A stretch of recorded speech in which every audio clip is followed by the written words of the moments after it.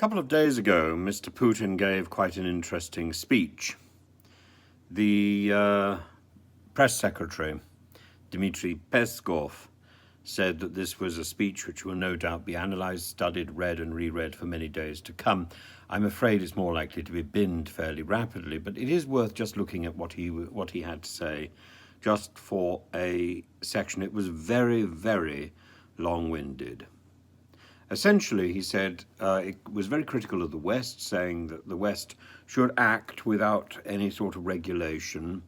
And then it said he drew on Solzhenitsyn, who he said had said that the West was blinded by its own superiority back in 1978. I can't find that reference, I must say. And he says nothing's changed. The Nazis burned books, and the Western liberals banned Dostoevsky, not in my experience. Meanwhile, Dostoevsky, he said, wrote about the unlimited freedom and how that can lead to despotism. So Dostoevsky, who the West has banned, which is not something I know about, and Dostoevsky had predicted the West's problems. This is paper tiger area. And he's going to go much further. History will put everything in its place, he says, and Western politicians themselves will be cancelled and forgotten.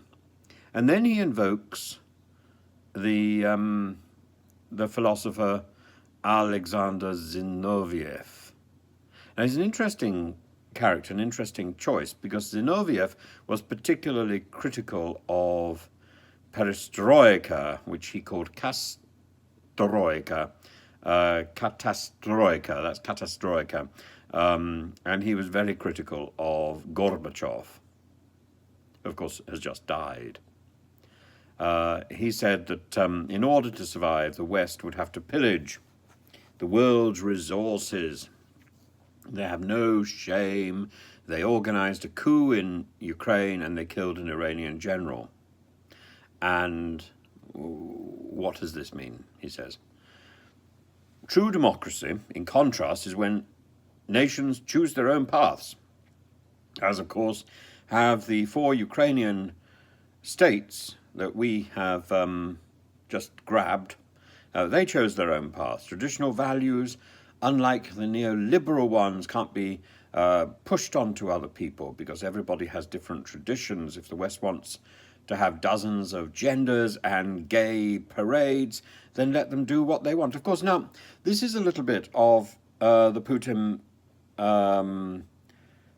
over-egging the omelette. The lady doth protest too much, because, of course, everybody should read Stanislav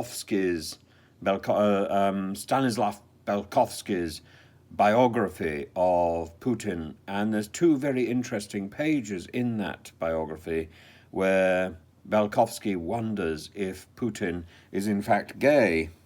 He concludes that Putin is probably not actively gay, that he actually prefers his dogs. I actually know somebody who has one of Putin's puppies. And yeah, it's just extraordinary. Putin's obsession with gay parades. Let them do what... We don't meddle in other people's business. Well, of course, on the contrary. Now, being gay is now effectively illegal. But the attempts to impose the same template on everyone are doomed. I'm entirely in agreement that we don't want to have a single rule for everything. Russia doesn't consider itself to be an enemy of the West.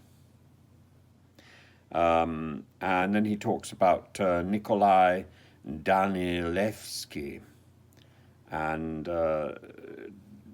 discusses the idea that progress is not linear. Russia isn't going to become a dictator of the whole world, but the West is destroying local industries and local initiative, and all countries just like that. They've pocketed our gold reserves.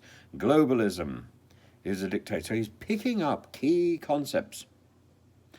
An unpredictable decade, he says, lies ahead.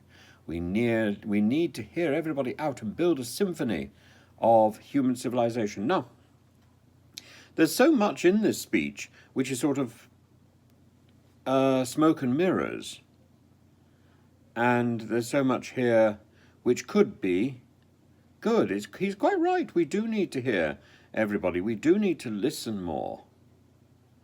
But in Putin's world, that's listening to him. In Putin's world, this is this already is a dictatorship. This already is an autocracy. And this speech will not be read and studied and reread for many days to come. Well, it may, of course, because Putin and his cronies have now instituted a new course which is going to be obligatory in universities of Russian studies. People are going to have to study how wonderful Russia is. And this will form some part of every single course in universities. I have no intention of going back to teach in a Russian university on these terms, obviously. I always used to say that one should never use the word obviously, because it's if something is obvious, then one doesn't need to say it, and if it's not obvious, one's mistaken.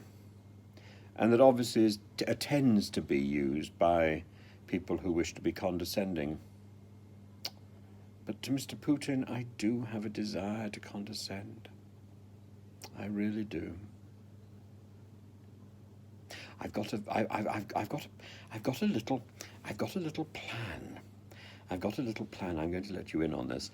I'm hoping to do a one-man show next year, and part of it will involve reciting poems by Edward Lear and limericks by Edward Lear.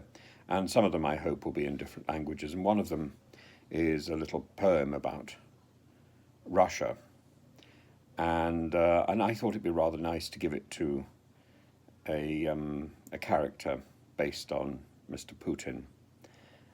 But the problem is that that Edward Lear envisages it as a girl who's screaming, and no one could hush her. There was a young lady from Russia who screamed so that no one could hush her. Her screams were immense, or her screams were extreme. No one heard such a scream as was screamed by that lady of Russia. So unfortunately, getting Mr. Putin as a sort of ventriloquist doll or something to say this would be rather difficult, unless one dressed him up in a skirt. The opportunities are endless, aren't they? Niet. I'm practicing my voice throwing even as we speak. Niet.